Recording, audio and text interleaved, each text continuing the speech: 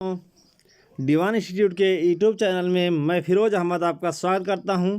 आज हम आपके लिए लॉकडाउन क्लास में भारतीय इतिहास, सामाजिक अध्ययन और से संबंधित प्रश्नों को लेकर हाजिर हुआ हूं, जो इस प्रकार है। रामायण किसके द्वारा रचित है? हमारा पहला क्वेश्चन, रामायण किसके द्वारा रचित है? हमारा उत्तर है महर्षि वाल्मीकि के द्वारा रचित रामायण है। नेक्स्ट क्वेश्चन हमारा, वैदिक नदी कुंभा का स्थान कहाँ है? वैदिक नदी कुंभा का स्थान कहाँ है? तो हमारा उत्तर है वैदिक नदी कुंभा का स्थान अफगानिस्तान में है।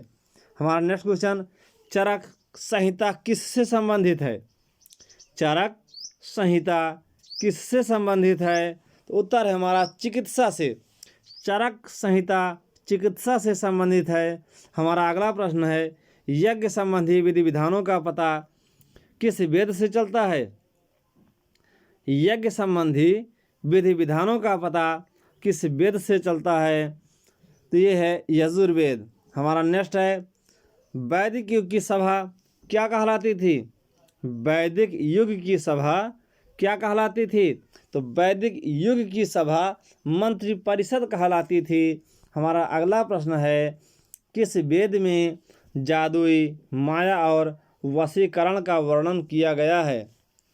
किस वेद में जादुई माया और वशीकरण का वर्णन किया गया है? तो अथर्ववेद में जादुई माया और वशीकरण का वर्णन किया गया है। हमारा अगला प्रश्न है, प्राचीन व्याकरण ग्रंथ अष्टाध्यायी किसके द्वारा रचित है? प्राचीन व्याकरण ग्रंथ अष्टाध्यायी किसके द्वारा रचित है? उत्तर हमारा पाणिनि। हमारा नेक्स्ट है, मनुस्मृति किससे संबंधित है? मनुस्मृति किससे संबंधित है? तो मनुस्मृति समाज व्यवस्था से संबंधित है। हमारा नेक्स्ट है, गायत्री मंत्र की रचना किसने की थी? गायत्री मंत्र की रचना किसने की थी? गायत्री मंत्र की रचना विश्वामित्र ने की थी। हमारा अगला प्रश्न है, आर्य भारत में कहाँ से आए थे? आर्य भारत में कहाँ से आए थे? आर्य भारत में मध्य एशिया से आए थे। हमारा अगला प्रश्न है, महावीर की पहली महिला भिक्षुणी कौन थी?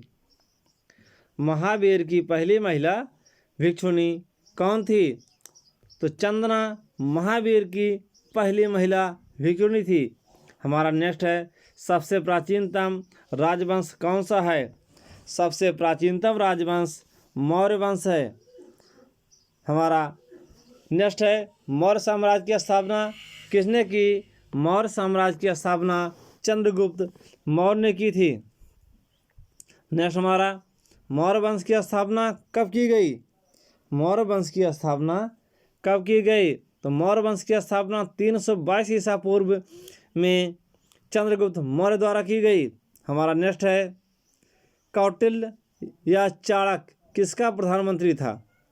कौटिल्य या चाणक्य किसका प्रधानमंत्री था?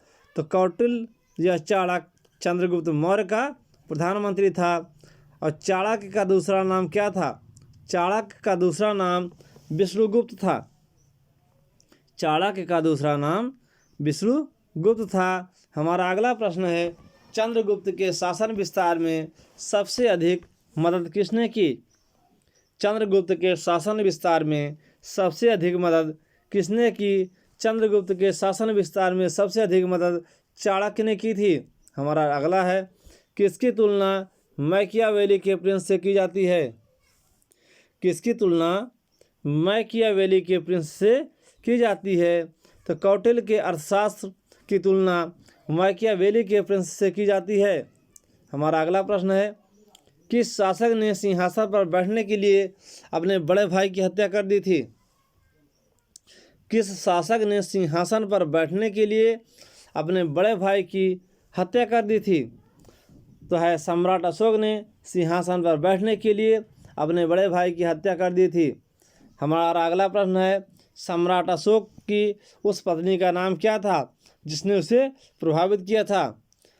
तो उनकी पत्नी का नाम कारुबाकी था, जिससे सम्राट अशोक अत्यधिक प्रभावित हुए थे। हमारा अगला प्रश्न है, इल्तुतमिश ने किस नाम के सिक्के चलाए थे? इल्तुतमिश ने किस नाम के सिक्के चलाए थे?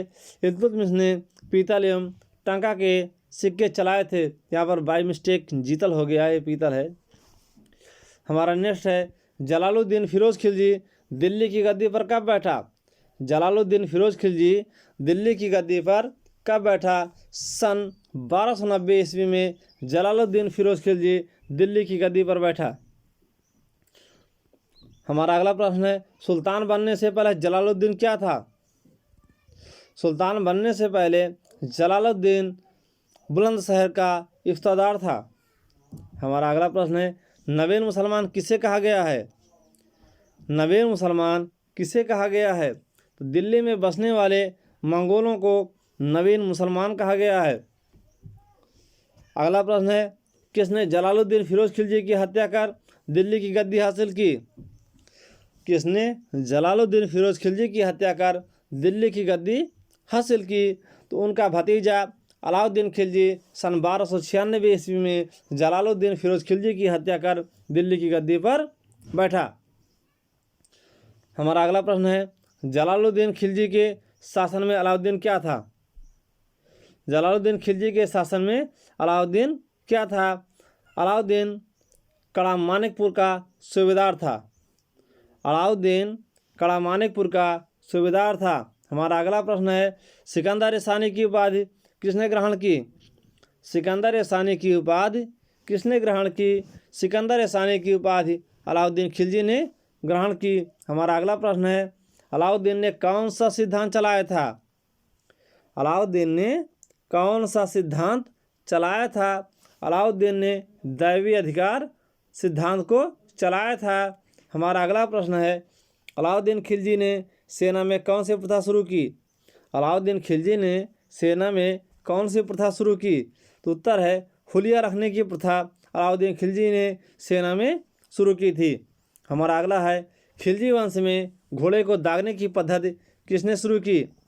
तो खिलजी वंश में घोड़े को दागने की पद्धति अलाउद्दीन खिलजी ने शुरू की थी। हमारा अगला प्रश्न है, भू राजस्व व्यवस्था को अधिक प्रभावी बनाने के लिए अलाउद्दीन खिलजी ने किसकी स्थापना की?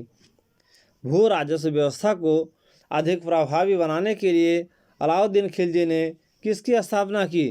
तो अलाउद्दीन खिलजी ने दीवाने मुस्तखराज की स्थापना की थी। हमारा अगला प्रश्न है, अलाउद्दीन का प्रसिद्ध सेनापति कौन था जिसने दक्षिण भारत अभियान का नेतृत्व किया था? अलाउद्दीन का प्रसिद्ध सेनापति कौन था जिसने दक्षिण भारत का अभियान नेतृत्व किया था? उत्तर है मलिक काफूर। मलिक काफूर अलाउद्दीन का प्रसिद्ध सेनापति था जिसने दक्षिण भारत अभियान का नेतृत्व किया था। अगला प्रश्न है, अलाउद्दीन के दरबारी कवि कौन थे? तो अलाउद्दीन के दरबारी कवि अमीर खुसरो साहब थे। हमारा अगला प्रश्न है, सितार एवं तबले के आविष्कार का श्रेय किन्हें जाता है?